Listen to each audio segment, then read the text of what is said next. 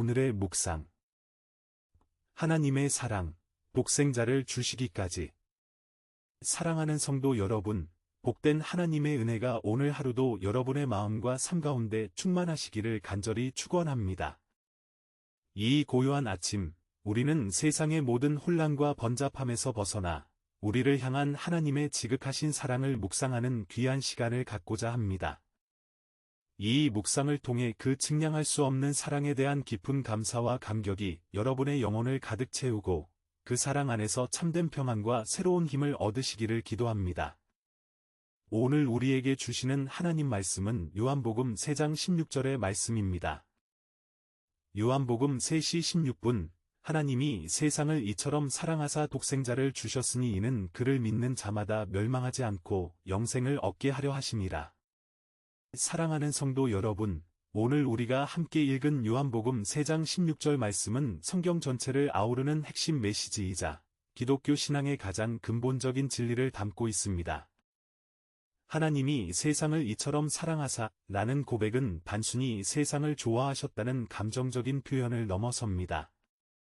여기서 이처럼 호스 이라는 단어는 하나님의 사랑이 어느 정도였는지를 가늠할 수 없는 형언할 수 없는 깊이와 강도를 가지고 있었음을 강조합니다. 우리가 사는 이 세상은 죄악으로 가득하고 하나님을 거역하는 수많은 사람들로 가득 차 있습니다.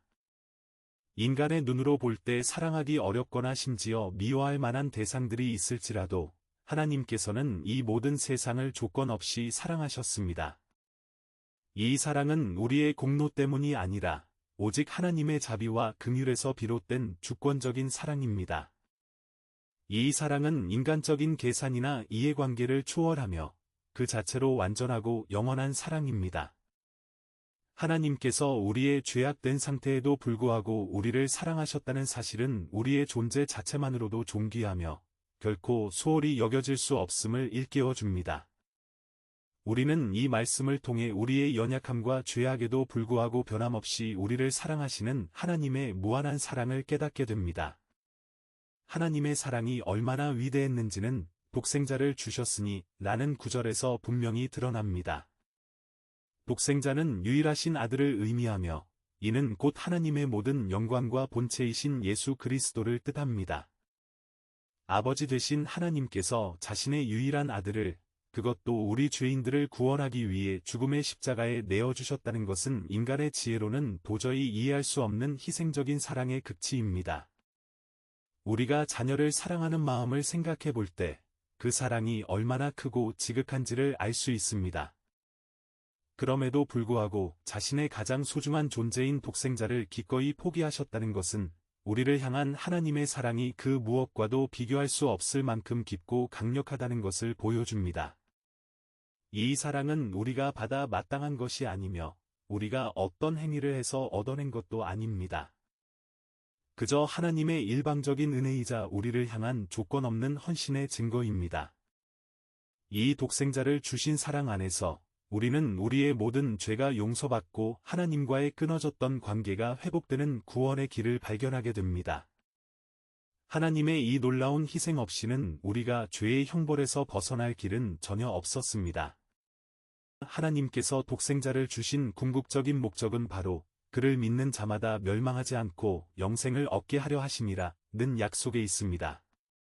여기서 멸망은 단순히 육체적인 죽음을 넘어 하나님과의 영원한 분리, 곧 영원한 지옥을 의미합니다. 죄인인 우리는 모두 이 영원한 멸망에 처할 수밖에 없는 운명이었지만 하나님께서는 독생자 예수 그리스도를 통해 우리에게 영생의 길을 열어주셨습니다. 영생은 단순히 영원히 사는 것을 넘어 하나님과의 친밀한 관계 속에서 누리는 영원한 생명을 의미합니다. 이 영생은 예수 그리스도를 믿음으로 말미암아 주어지는 하나님의 값없는 선물입니다. 우리가 해야 할 일은 그저 이 진리를 믿고 예수 그리스도를 우리의 구주로 영접하는 것뿐입니다. 우리는 이 약속 안에서 죄의 저주와 죽음의 권세로부터 해방되고 하나님의 자녀가 되는 특권을 누리게 됩니다. 이 얼마나 놀라운 은혜요 축복입니까?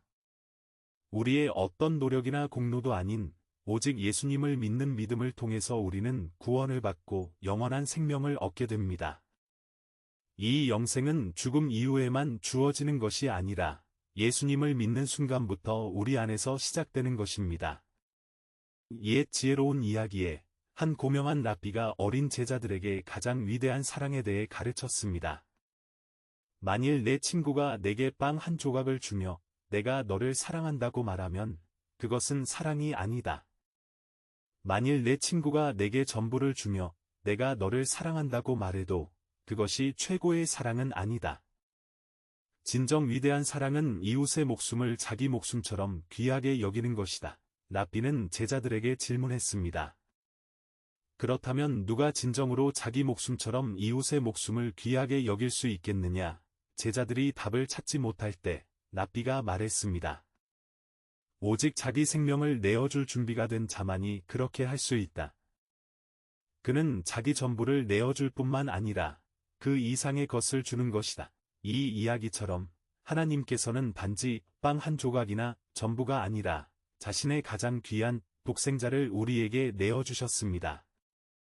이는 그분께서 우리를 자기 목숨처럼 귀하게 여기셨을 뿐만 아니라 우리를 위해 자기 목숨보다 더 귀한 것을 내어주셨다는 궁극적인 사랑의 표현입니다. 이 세상 어떤 것과도 비교할 수 없는 이 희생적인 사랑을 통해 우리는 구원을 얻게 되었습니다. 이처럼 하나님의 사랑은 우리가 상상할 수 있는 가장 높은 차원의, 즉 자기 희생적인 사랑의 절정을 보여주고 있습니다. 사랑하는 성도 여러분, 요한복음 3장 16절은 단순히 구원의 교리만을 설명하는 것이 아닙니다. 이 말씀은 우리의 삶을 변화시키고 새로운 가치관을 심어주는 살아있는 능력입니다. 우리는 이 말씀을 통해 우리를 향한 하나님의 깊은 사랑을 깨닫고 우리의 정체성을 재정립하게 됩니다. 우리는 우연히 존재하게 된 것이 아니라 하나님의 사랑으로 창조되었고 그 사랑으로 구원받은 존귀한 존재들입니다. 이 진리를 깨달을 때 우리는 더 이상 세상의 헛된 유혹이나 인정에 연연하지 않고 오직 하나님 안에서 참된 만족과 행복을 찾게 됩니다. 우리의 삶에 찾아오는 어떤 고난이나 역경 속에서도 이 말씀을 붙잡고 흔들리지 않을 수 있습니다.